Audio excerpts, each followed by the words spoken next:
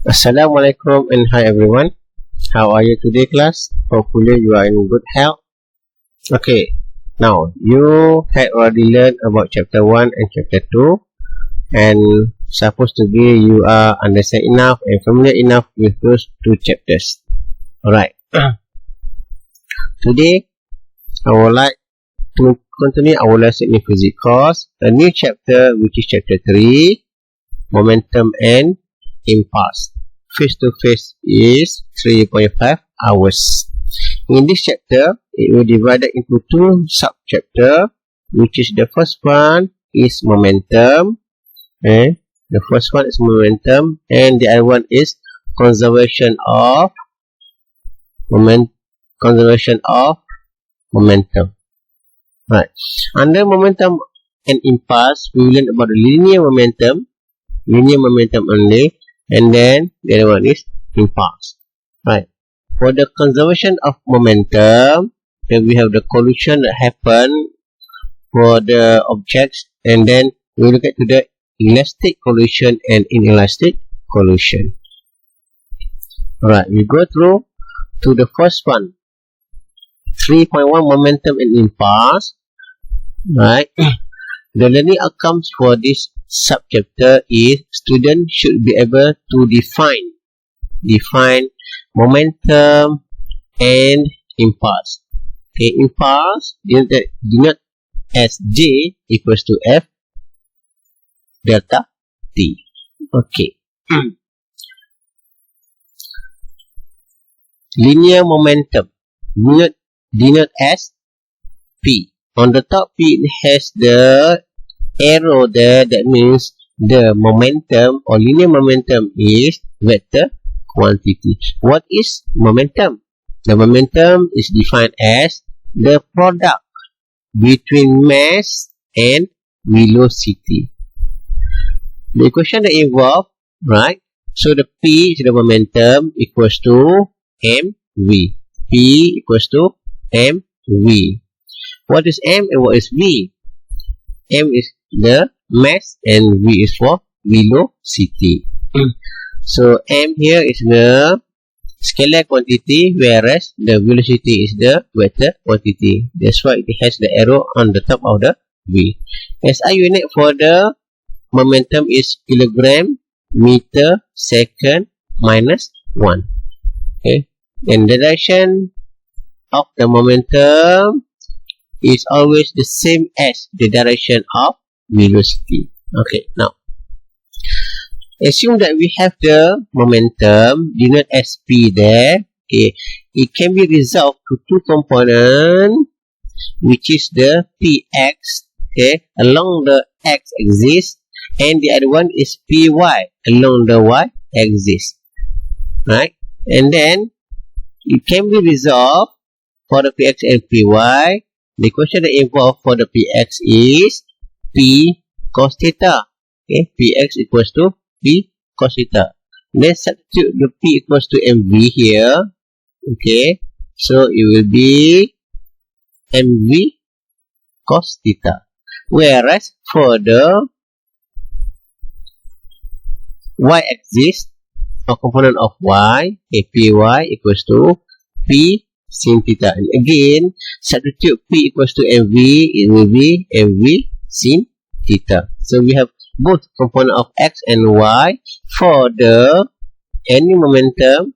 Right, we can resolve to two component. Okay, impulse denoted as J. Now look at here, J. Okay, also denoted as, it has arrow on the top there, so it is the vector quantity. Okay. What is impulse? The impulse is defined as the product of force F and the time t, or in the term of the equation J equals to Ft. Right? J equals to Ft, where J is impulse, T is time, F is impulsive force. A vector quantity, okay, look at here, not that.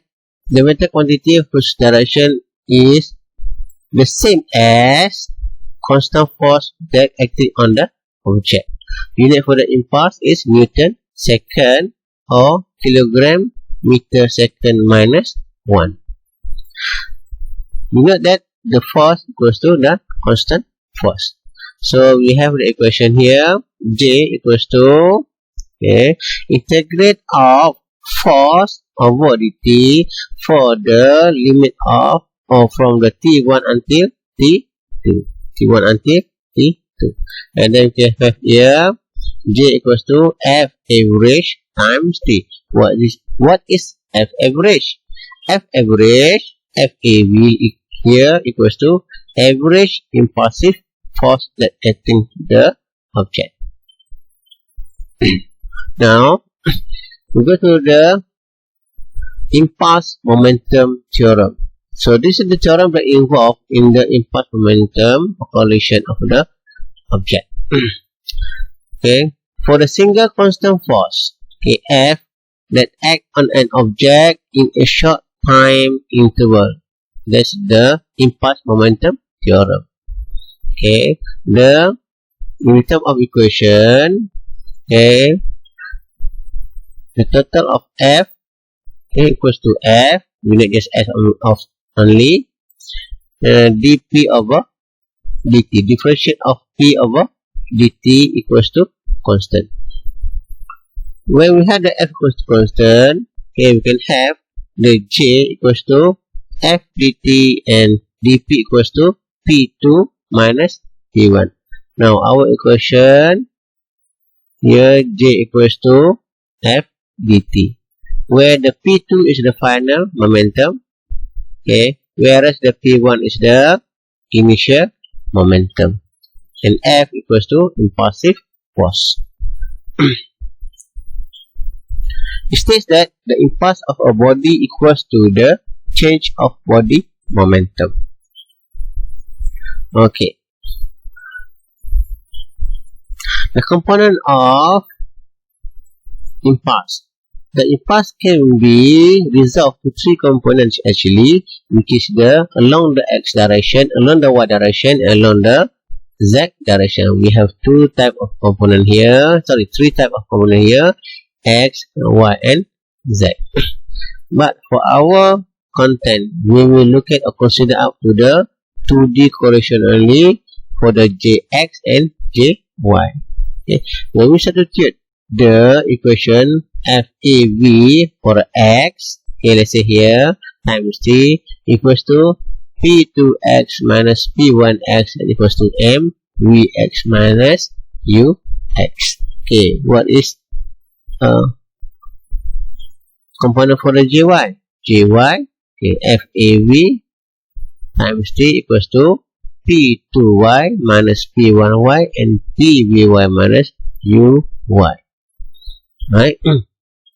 Okay, for the Z, same as for the Z, but we skip the JZ, right?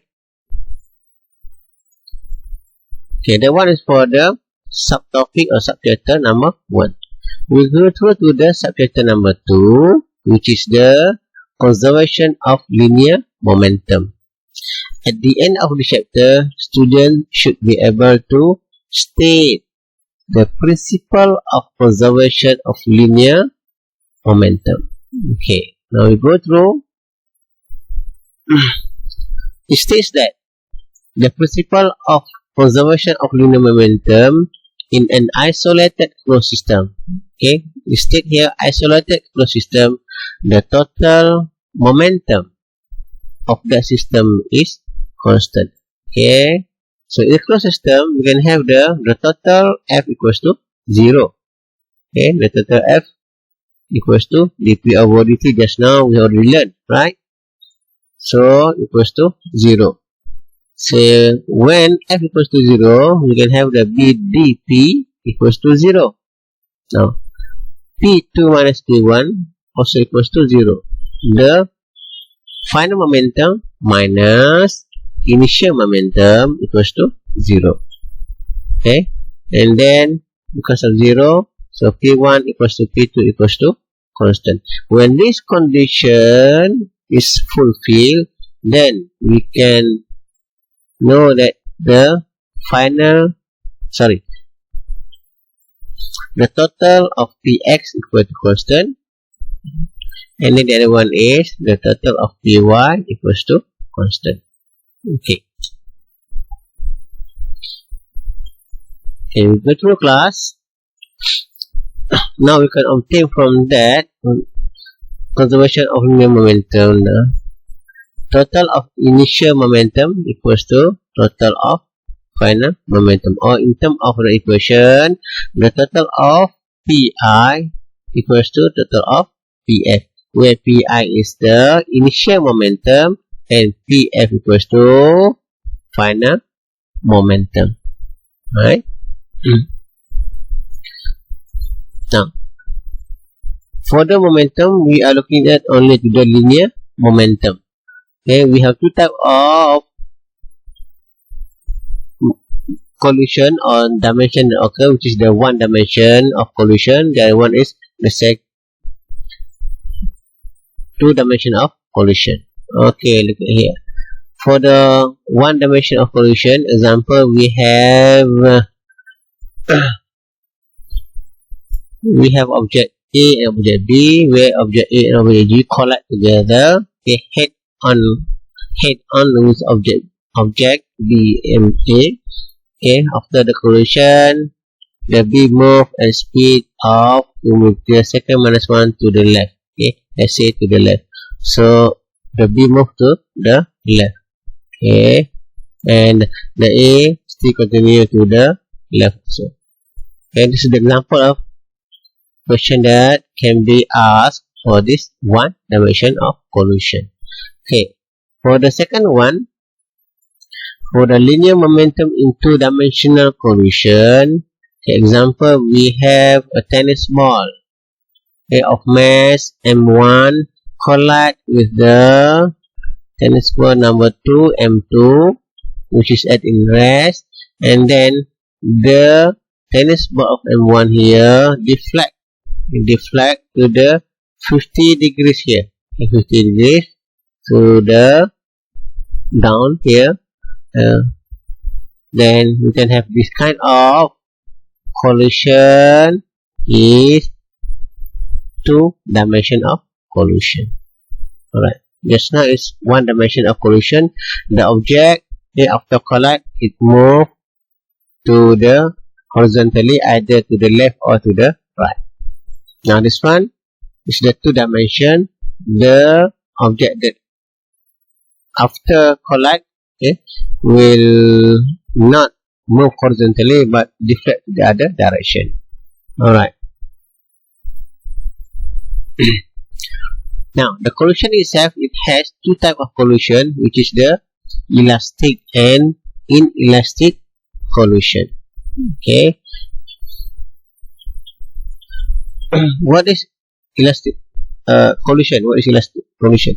In isolated event, okay, collision means an isolated event in which two or more bodies, the colliding bodies, exert relatively strong forces on each other for a relatively short time.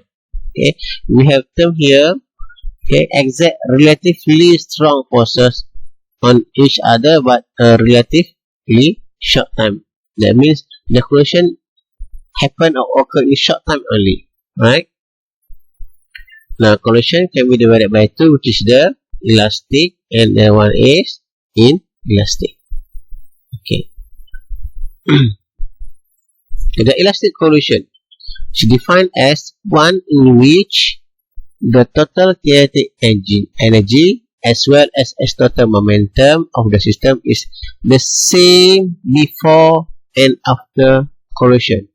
Okay, that means the kinetic energy is the same as before or after collision.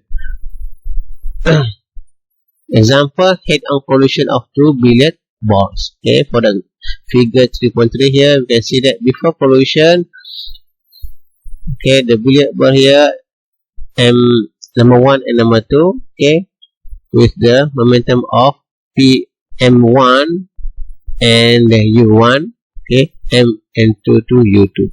Okay, as collision occur, this is the the time for the collision occur, and then after collision, these two billiard balls will move in different ways. Okay, different ways. This one move to the left, and the other one is moved to the right. So this is the example for the elastic collision, right? So the object will move in different direction. Okay, this is the elastic. Now, the properties that involve for this elastic collision is the momentum. Total momentum is conserved when the total of Pi equals to the total of Pf. Okay, Pi is the initial momentum, Pf is the final momentum. The other one is the total kinetic energy is also conserved, where the total of, in terms of equation, total of Ki equals to total of Kf, where Ki is the initial kinetic energy and Kf is final kinetic energy. Or in terms of equation that we can expand to the half of m1u12 and so on. So this is the equation that is already expanding to the equation. Okay, I will not go through this one. Okay, the second one under the collision is the inelastic collision, or we call it a non-elastic collision. The non-elastic collision is defined as one in which the total kinetic energy of the system is not the same before and after the collision, even though we can see that the total momentum of the system is conserved. Okay, so this is an example for the completely inelastic collision of two balls.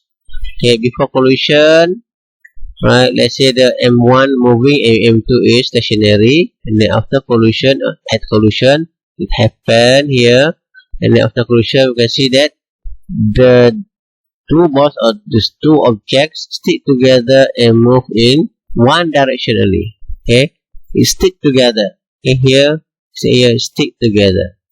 Right, so now it's called the inelastic collision. But please make sure that, okay, just be careful that not all of the inelastic collision is stick together. There will be another inelastic collision include many situations that the bodies does not stick together. Okay, that means it's not all of the inelastic collision will stick together. The properties that involve for this inelastic collision is total momentum is conserved. So we can have the question here, total Pi equals to total of Pf, where the Pi again is the initial momentum and Pf is the final momentum. Okay, the second one, the total kinetic energy is not conserved. When it's not conserved, okay, the total energy is conserved. So this is the difference between the kinetic energy and the total energy. In terms of equation, you can have the equation here. The total of Ei, okay, energy, initial, okay, total of final energy. Okay, or you can have a new equation here. The total of initial kinetic energy equals to the final kinetic energy plus, here we have another term here, plus the losses of energy. Right, so here we have the another term that must be added here, which is the losses of energy in terms of kinetic energy. Because why? Because the kinetic energy is not conserved, right? Whereas energy is conserved. When conserved, here will be the equation. Here will be the equation for the not conserved. Okay, I think that's all for today. Okay, hopefully that you can understand the content for this topic. Right. Thank you very much. See you. Bye bye.